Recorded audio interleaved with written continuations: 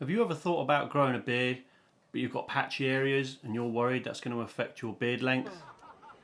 Yes! Well, today I'm going to share with you my story.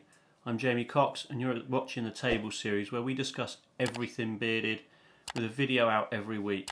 And like I said, this week we're talking about long patchy beards and how you can get over it. So let's get into it. Welcome back. So patchy beards and how to grow through a patchy beard. Here's my story. So this was my beard, and a couple of years later this was my beard. Now the beautiful thing about patchy beards is that you can keep growing your beard. You can keep growing your beard over the patchiness. Now obviously I'm generalising and different guys have different levels of patchiness, but how do you grow through it?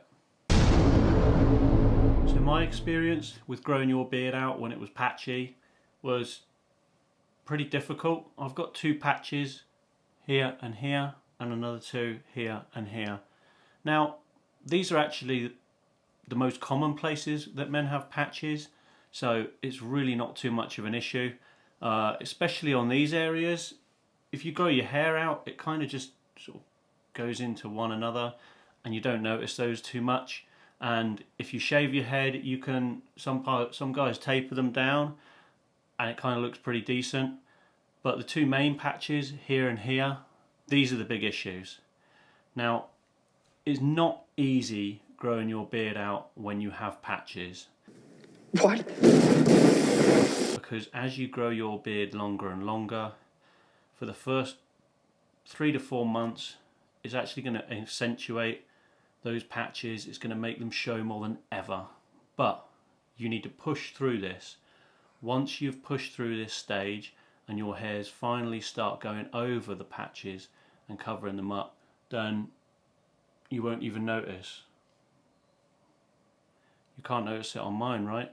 And if you check out our other patchy beard video, I actually show in great detail my patches, and they are pretty significant. They're about the size of a 50p piece, which is about 1.5 inches round, and that's both sides. So there is hope for you, and quite frankly, don't let anyone or anything stop you growing a beard. If you want to grow a beard, give it a go. And if you decide that after a year your beard is no good for you, or you don't like it, you can always shave it off. Nobody likes that whole unknowing thing, right? So just stick with it and you know you're going to be fine. So what do you do for those first couple of months when you're growing out your patchy beard? So there's basically 3 things you need to do when you're growing your beard out from a patchiness to a full handsome beard. Number 1, ignore the haters.